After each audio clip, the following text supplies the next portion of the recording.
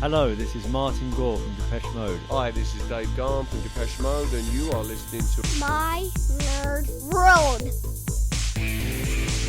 And welcome to, and I'm your host, Jon Justice. Really excited about the show this week. I wish I had news to share, but I don't. There were a couple of Depeche Mode fan accounts, social media accounts, that were alluding to perhaps some kind of announcement, or maybe they had information to share, but so far I haven't seen anything as of today, and there's been nothing new from the band to report since the end of the tour a couple of weeks back. Now, the rumors that I had heard was that we should get those 4 unreleased Memento Mori fully produced tracks, including Life 2.0, sometime in May. And I was thinking that what these accounts were posting perhaps was leaning into, oh, maybe we're going to get an announcement or they have some information, but I haven't seen anything as of yet, and I'll certainly stay on top of that, and as soon as I find out some more information, I will absolutely share that with you, including the rumors of what I'd heard of a box set, maybe an actual deluxe edition of Memento Mori, and the physical release of the Memento Mori tour. What I want to talk about on the show today, before I get to your listener feedback this week, and I always appreciate the emails, TalkShowNerd@gmail.com. You can find out more about my nerd world by going to mynerdworld.net, and my science fiction book series, EMBARK, which I'll talk about later on in the show. It's actually my book series that brought me to this topic of, is AI Depeche Mode wrong? I've been messing with AI a bit, creating new covers for my books, and so I've learned quite a bit about the process of how AI works over the course of the past week and a half or so.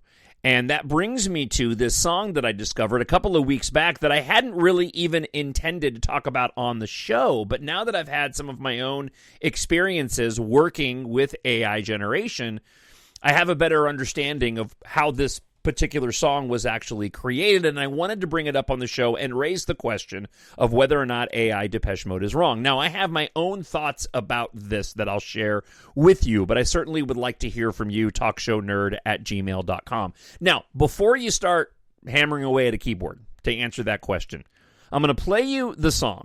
This was created by a Depeche Mode fan and YouTube content creator, Andrea Fryer. I found this, again, a couple of weeks back. I hadn't done any background on this until today, but I've listened to this song now probably a dozen times. I think it's pretty awesome, and I'll explain why. And before you email me, I want to be able to present my take on Depeche Mode AI and exactly the question. I want to get deeper into the question, because it's not really as simple as, is AI wrong? Because I think there's AI Depeche Mode wrong, or any AI, or any AI music of any band. I think there's some nuances there that I want to share with you before you start responding. So before we get to all that, let me play you this track. Now, all I had known of this song was what I had seen on YouTube and the initial comment that was made in the opening of the comments. Andrea Fryer actually gave a bunch of information about how this song came about. But the initial thing that I read was simply, I asked Udio, Udeio, to make a Depeche Mode song, and here's what happened. Now, I was under the impression that she put in the prompt, and this is what it spat out. It's a lot more complicated than that. But before I get to it, let me play you the song, and note towards the end of the track, it's 3 minutes and 30 seconds. Note towards the end of the track where the lyrics kind of fall apart. Now, this has been picked up apparently and played allegedly on Dutch radio. And those that have been talking about this, because it's gotten quite a bit of attention, have called the song Like a Mystery, even though Andrea apparently never gave it a title. So here you go. This is AI Depeche Mode.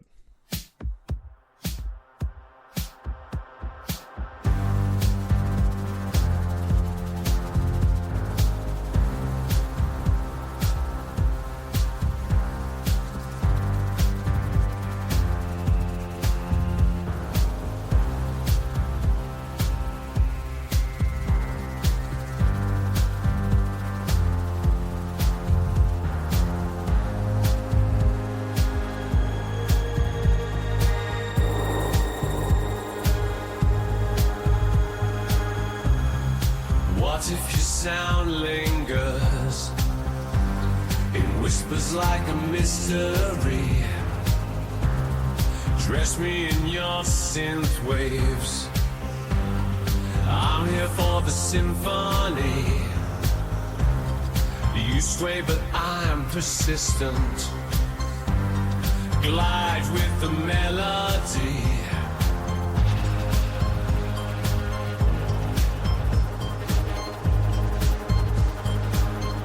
Echoes of your dark voice, pulsing with consistency.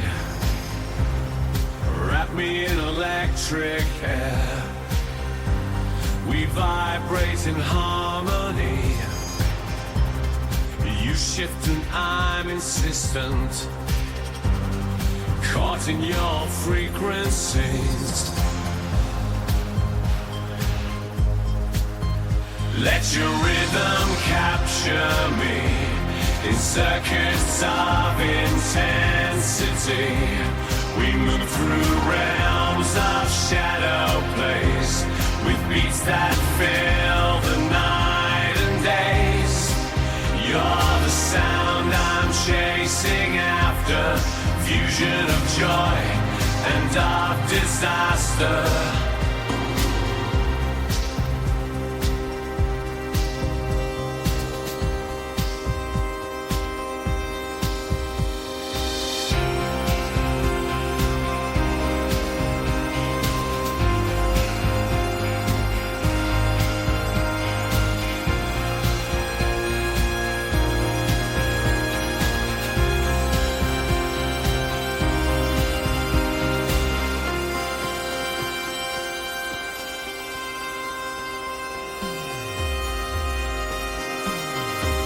Let your rhythm weed and running. Sound this enters too. And the song of whisper peanuts, losing light to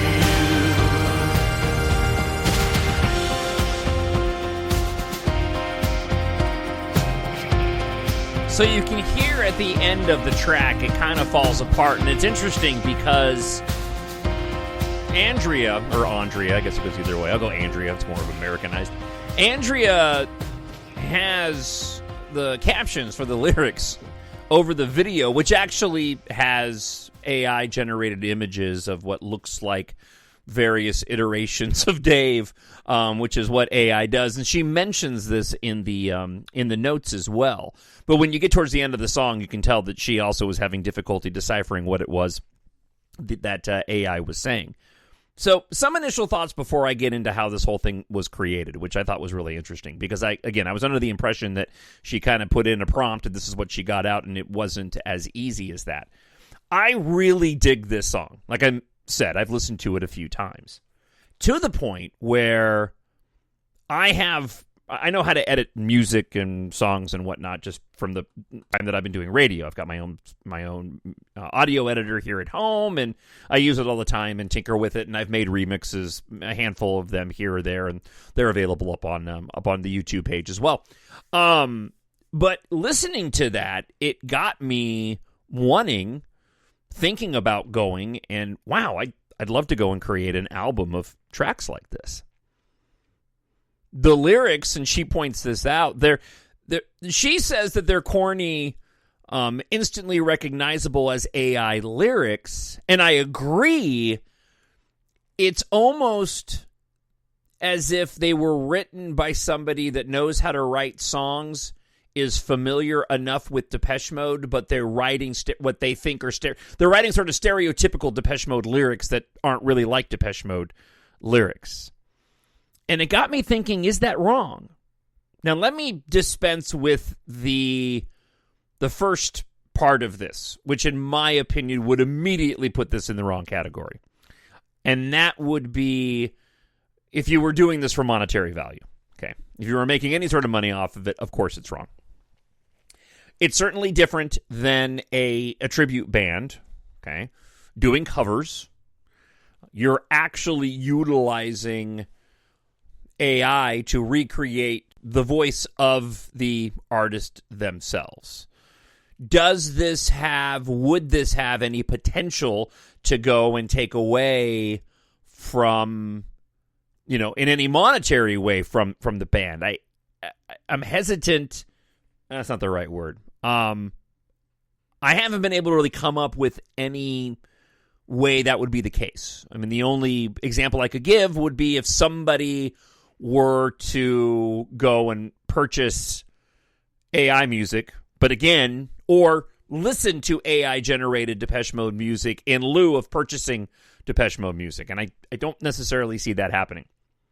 There was a email that I got last week that I shared on the show of somebody who had come across another Depeche Mode fan who had gone to see Strangelove, the tribute group, and said that they would rather go to see the tribute band and pay way less money than spend hundreds of dollars to go see Depeche Mode live, which I actually thought created a bit of an ethical conundrum in and of itself.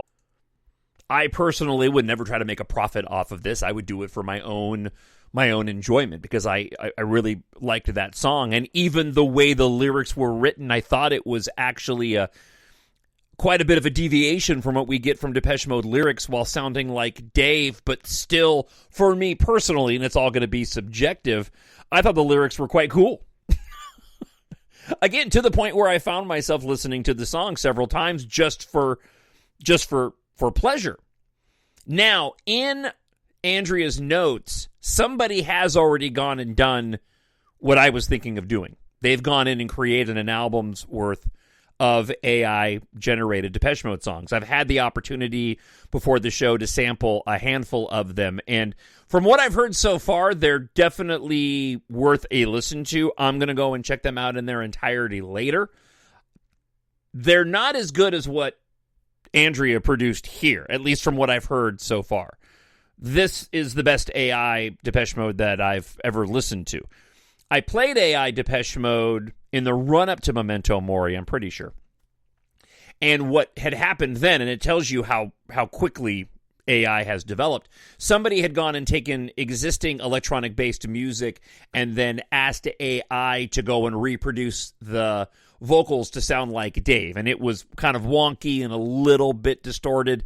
I ended up playing it on the show, but I got busted for a cease and desist because those songs had actually been someplace else.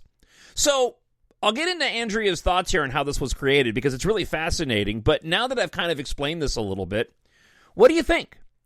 Is it wrong to like AI Depeche Mode? I really dig this. And given the time and opportunity, I may try to go and create some AI Depeche Mode songs myself just for fun. But I'm wondering what you think. Because she mentions this in her comments. And let me go ahead and get to what she wrote up. As I said, I thought that she had plugged in a prompt, and this is what she got.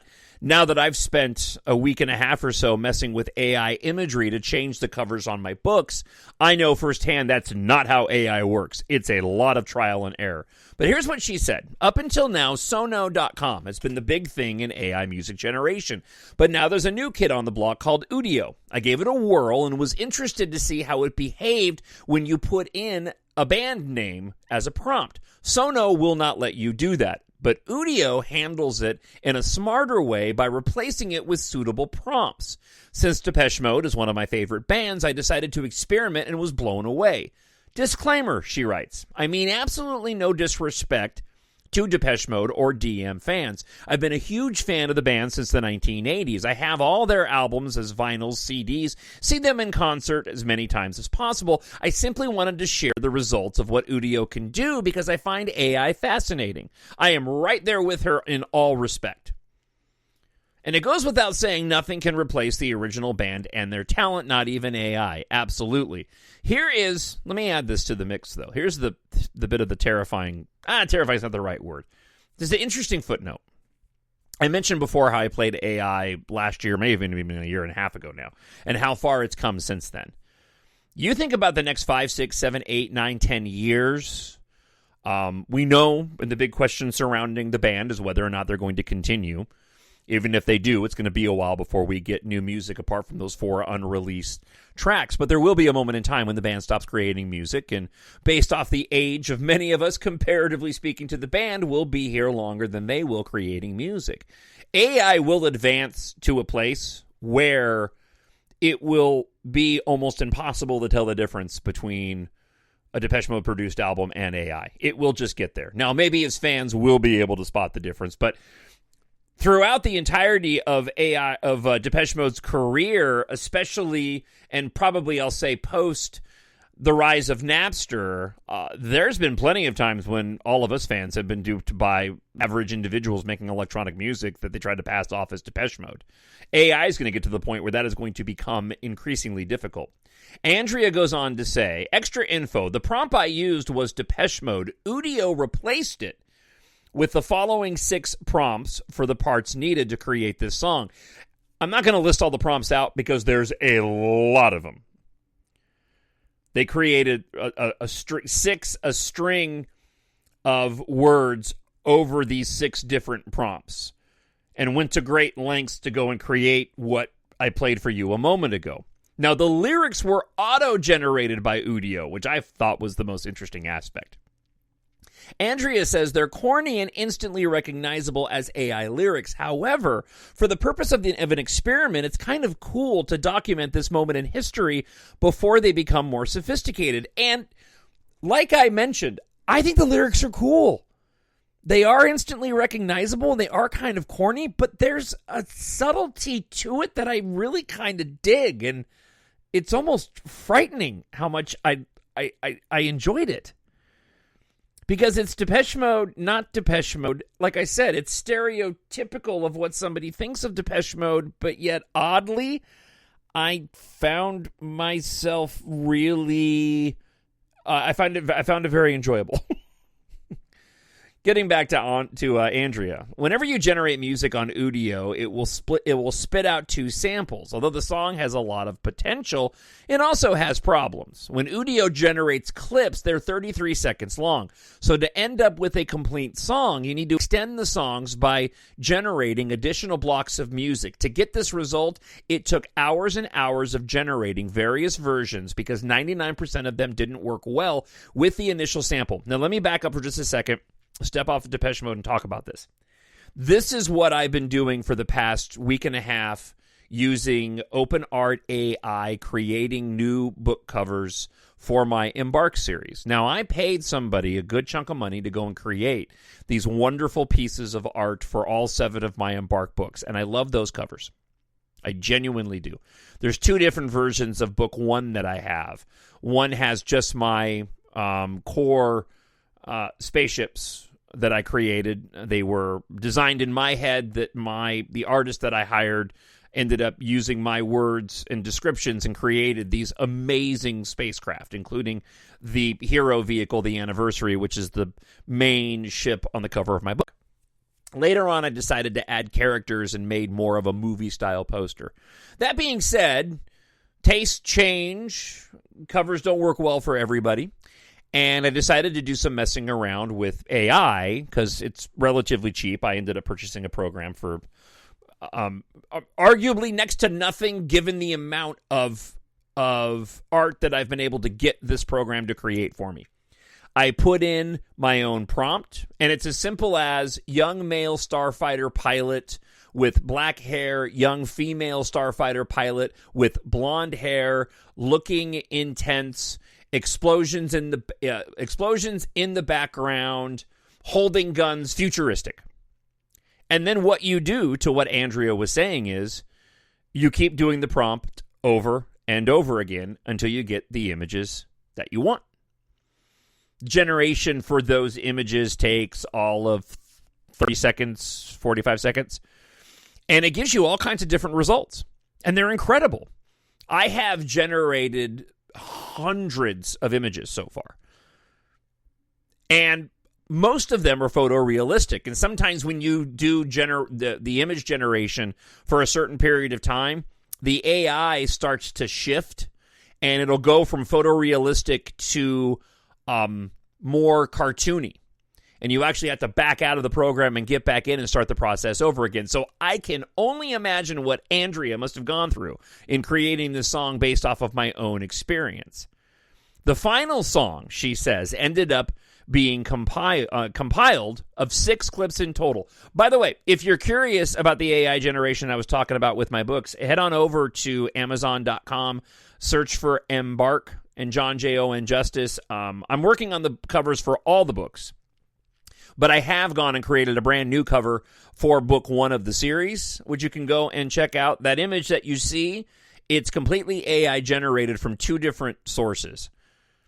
And has a few adjustments on it, but basically the core picture you see on the cover is one that was created by AI, by one AI program, and then I went and put it into an Adobe AI program and asked it to extend the picture because it was a portrait picture, and the Adobe AI program ended up extending it to make the entire cover. Getting back to Andrea's comments. The next day I tried to make more DM songs, but failed miserably. At first I thought that Udio had fixed their software, but some people said they were able to make DM songs also. For instance, this guy who managed to make several DM songs. And again, I'll put a link in the notes where you can go and check this out for yourself. The day after that, I tried again, and I was finally able to make more DM songs. However, this time, instead of writing in Depeche Mode as the prompt, I used the prompts Udio had originally replaced it with. It feels to me like Udio originally trained upon many known goth band vocals. I heard Peter Murphy and Susie Sue several times, for instance. And perhaps their system mixes the voices together in random amounts. And whenever you happen to get Gahan's voice, it simply has used a larger percentage of his voice over theirs, potentially. I'm not sure. She says, I don't know. Now, the video got a lot of media attention, and there were many articles written about it. For instance, in Rolling Stone magazine in German. They were told that it was played on Dutch radio to see if people would be fooled into thinking it's Depeche Mode. Crazy stuff. By the way, many of the articles, as I mentioned, named the song Like a Mystery. The funny thing is that I never gave this song a name to begin with because it was just an experiment. So it's as if they took something out of the lyrics and decided to give it a name. This is coming regardless of whether, we wanted to or not. I am ultimately fascinated by this aspect. For a band that I have loved for so long, going back to 1986 and hearing them for the first time and doing, I don't even know how many podcasts I've done so far.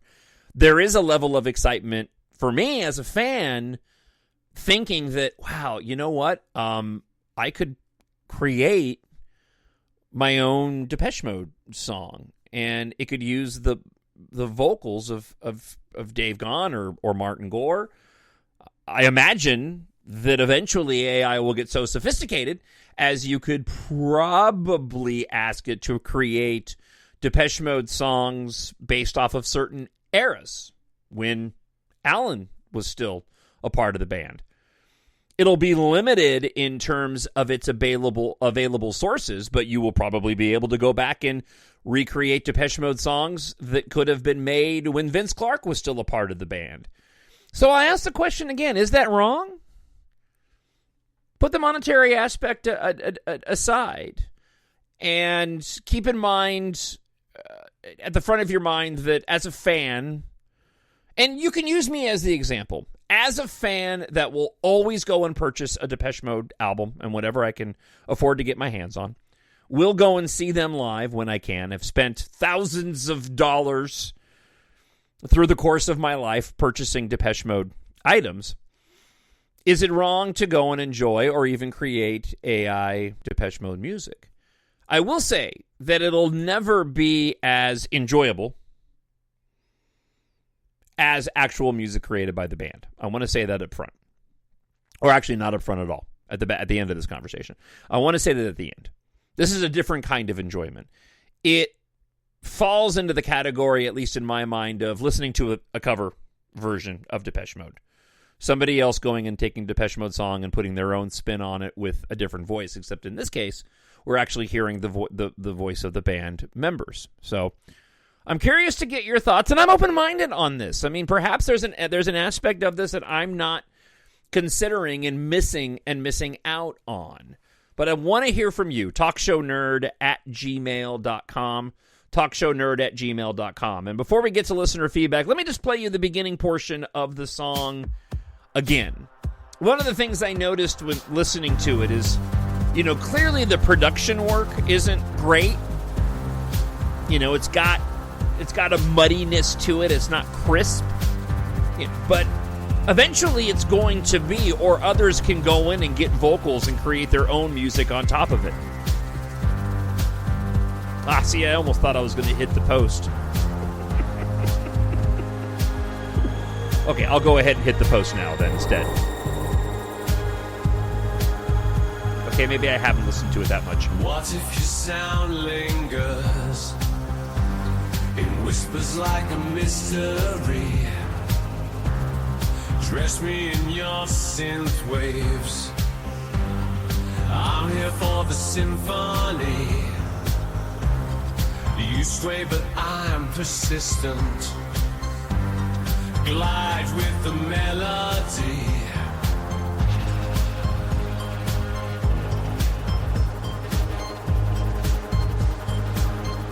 Echoes of your dark voice, pulsing with consistency.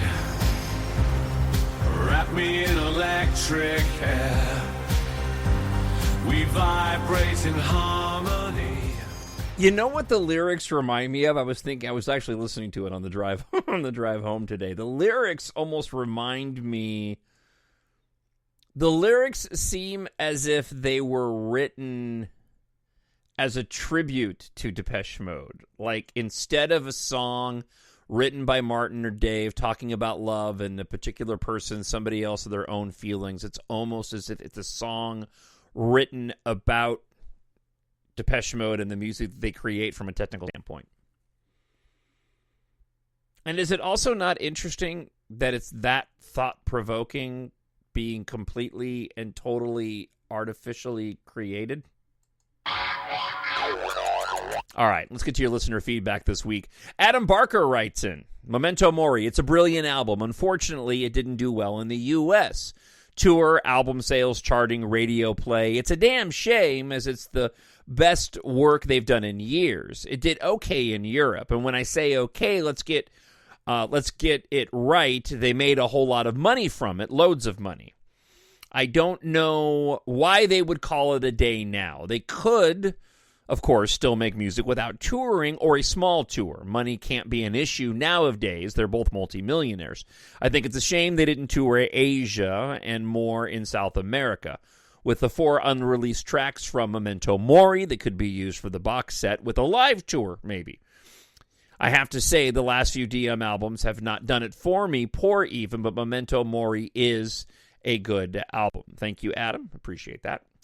All right, let's hear from JD, brand new, writing from Paris, France, not Texas. 54 and a DM fan since 1984. First of all, huge thanks for your dedication to the band. Thank you. Your podcast updates me and also helps me to practice my understanding of English American when you are not speaking too fast. That's funny. Anybody learning English from me, I'm going to apologize up front. Second, I just discovered this late Easter egg. The sun and the rain fall after the end of the last Cologne show. Now, he provided a video, and actually JD wrote back after this email because I picked up on it when I saw it. Somebody had gone and taken the end of the concert after the lights had gone out when people were exiting and the music that was playing, and they dubbed in the sun and the rain fall into the set that was being played at the end of the concert. Somebody put that in the video that didn't actually go and happen live, and he actually wrote me back and mentioned that he figured that same thing out. With Memento Mori in a nutshell, these are my impressions after listening to the album again and again and watching all that goes around it. It's an excellent album. Why? Because it goes back to electronic DM in the good sense of it, not the basic, rough, raw, simplistic analog of Sounds of the Universe or Delta, but the elaborated, crafted, and polished electronic ambiance of Violator or some great reward. Because Dave came back to a genuine, authentic, not artificial, rocky way of singing. And the production has been duly worked upon again and again, unlike the quick and dirty throwaway one of the last 3 albums. The last remark may seem a bit rude, but all the fans that discovered, for example, on YouTube, the demo of Secret to the End will understand what I mean. Yeah, the demos for Delta Machine were fantastic. Production on Ghosts Again is a bit weak in my opinion, he says. Oh, interesting. It could have been more flamboyant. Just listen to the Vinegar Hill session, which is really great, including the last seconds in the track Conclusion, which unfortunately didn't make it onto the album. I'll have to go back and listen to the end of that because I'm not exactly sure what you're referencing. I disagree, but it's all subjective. I think the production on Ghosts Again is fantastic, and it, as opposed to a lot of songs, especially when you go back and listen to Songs of Faith and Devotion and try to crank it up in the car, it just ends up kind of getting lost in a myriad of sounds that get mashed together, where Ghosts Again still is crisp and clean even at a high volume. Never Let Me Go, he goes on to say, is the only bad track in my opinion. Oh, my friend Matt's going to be very upset at that comment. It really sounds like a very average, to stay polite, songs of the 3 previous albums. The other tracks are huge. It's an excellent album because you have some small sounds of each track that cross your mind over every day, whereas the album was issued more than 1 year ago. Presently, I'm a lot in on My Cosmos Is Mine and the ethereal sound between 4 minutes and 4 minutes and 10 seconds. Great gigs. The videos, average. The very good ones, Ghosts Again, Wagging Tongue, and Above All Before We Drown, versus the boring one, My Favorite Stranger, and the really ugly and bad one, People Are Good. Surprisingly, in my honest opinion, a very poor quality of remixes. All of the tracks remixed, honestly, there's only the Signal, Before We Drown, to be saved, says JD. The rest is amazingly poor. Either boom boom basic dance remix or nonsense disrespectful wobbling blobs. And this is really disappointing item here. Where has gone the genius behind Get the Balance Right, the combination mix, split mix of Never Let Me Down, the Gus Only When I Lose Myself, edit the Shake of Shake the Disease, It's No Good, Andrea Parker, Darkest Star as well, which brings me back to, hold on a second. Sorry, he wrote Andrea Parker, and then suddenly I was thinking about Andrea Fryer that I was talking about with the AI Depeche Mode, and I wanted to make sure we weren't talking about the same person, and I happened to miss out on something big there. Finally, about the future. I think we all know Memento Mori is either the last album or the last but one studio album. I don't see Martin Dave in their 70s on stage. They have too much self-respect for that. Maybe a best of tour like in 98, as one of your correspondents wrote. No one knows, but I would bet another one. Martin and Dave finally have come to terms, maybe due to the passing of Fletch, and such a friendship could be seen on stage. It'd be hard to stop this now. Heaven help us, everything will be all right in time. It will be fine. One last word. Maybe all devotees should thank Richard Butler for a renewal of inspiration for Mart. I am pretty sure that without this guy, we wouldn't have such a wonderful album. Thanks again for the great job. All the best, JD. I completely missed this, and I'm glad he brought it up, and I can't believe I missed it. Actually, I take that back. I can. I've been busy lately. But his mentioning of the singles tour, going back to 98, he's absolutely right. Thinking of a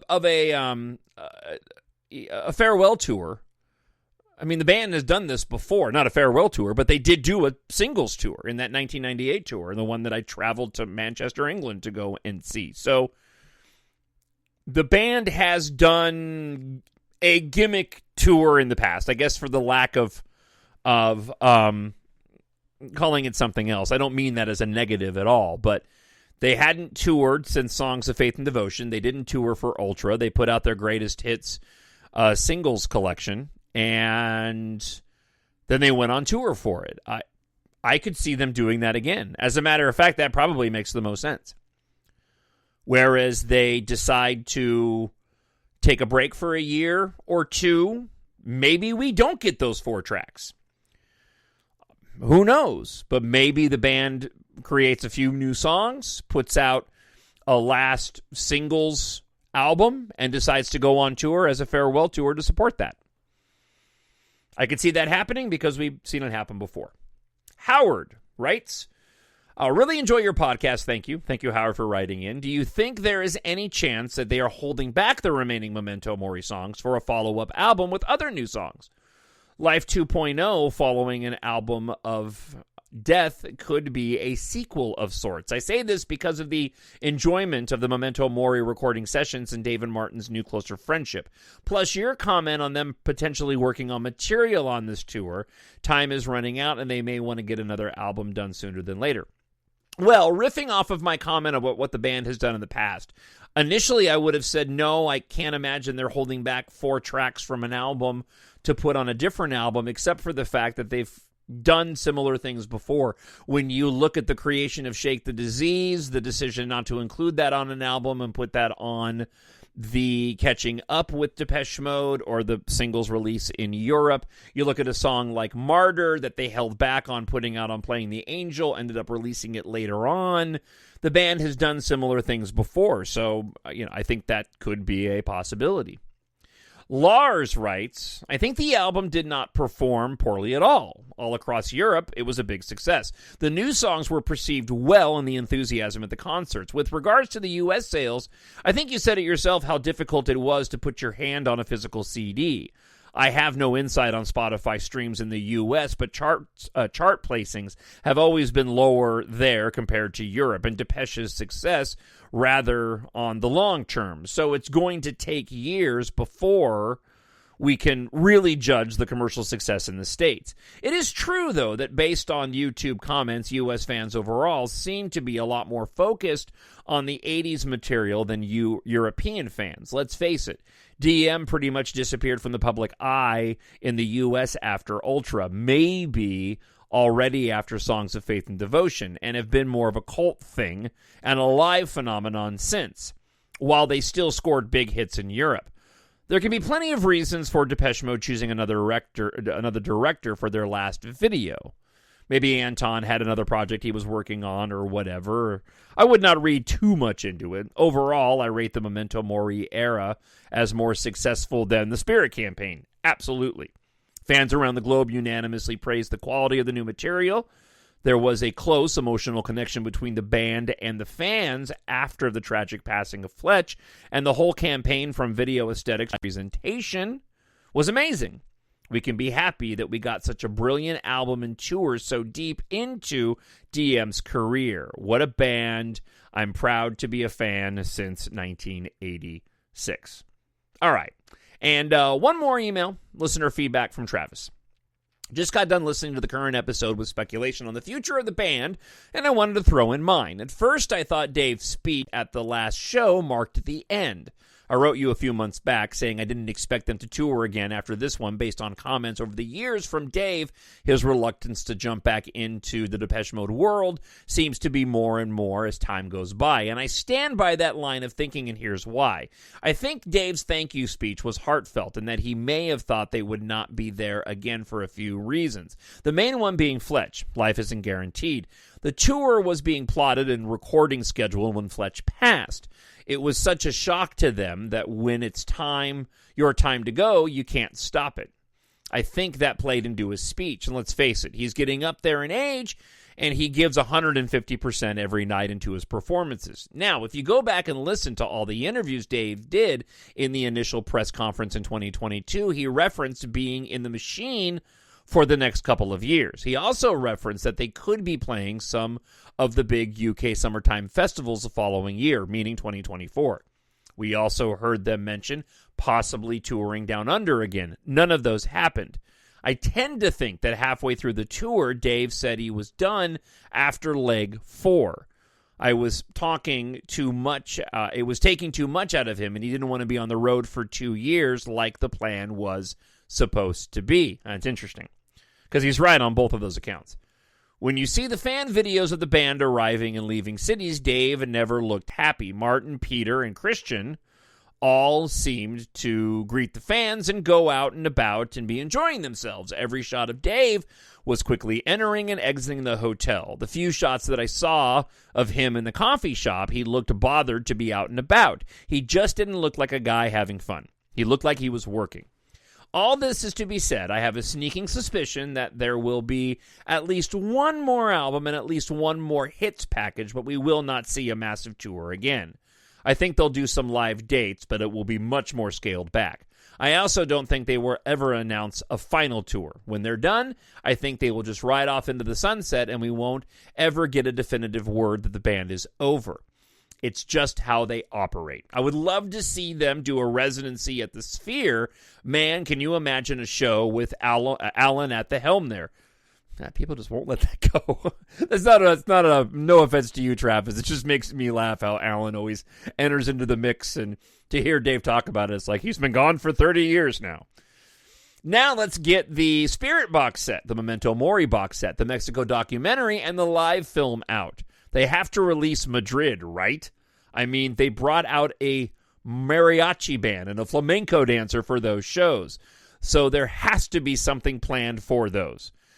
Keep up the great work spreading the news around the world, Travis. Thank you, Travis. And what a fitting email, listener feedback to go out on for the end of this episode. All right. As always, I want to hear from you. Is it wrong that I like AI Depeche Mode? Maybe we just simply need to make sure that we call it AI Depeche Mode. If you love Depeche Mode and like to read science fiction, check out my science fiction space opera series, EMBARK. At a bare minimum, go check out the cover that I produced using AI. So I typed in words. I hit enter over and over again until I got what I wanted. My book series is set in the future where air and spaceflight culture has replaced car culture. It is inspired in part by Depeche Mode, life in the so-called space age, the world we live in, and life in general.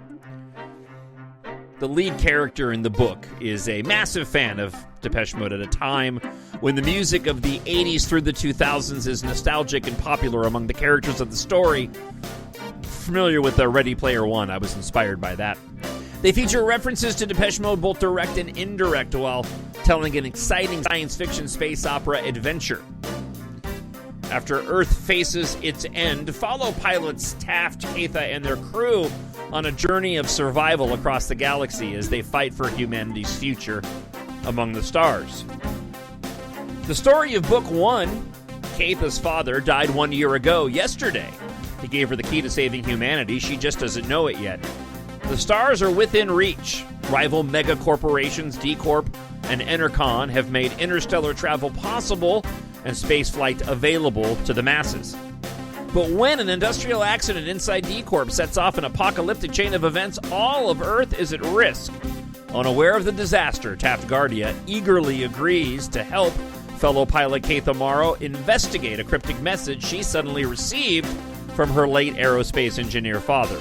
As the ruthless Sin Argum of D Corp attempts to exploit the disaster, Taft and Keitha make a shocking discovery that may be the only hope of saving Earth's evacuees from the tyranny of D Corp's evil leader. Don't miss this fast-paced and action-packed epic sci-fi adventure. Again, if you like your science fiction to be epic, with amazing technology, romance, and filled with action, EMBARK is perfect for you. Written for adults, but great for ages 11 plus. Pick up EMBARK Book 1 today in ebook, Kindle Unlimited, hardcover, paperback, and audiobook, produced and narrated by yours truly. Amazon.com or mynerdworld.net. I hope wherever you are happy, you are healthy, and you are safe. I'll talk to you next week. God bless. Bye. Hello, this is Martin Gore from Depeche Mode. Hi, this is Dave Gahan from Depeche Mode, and you are listening to My Nerd World.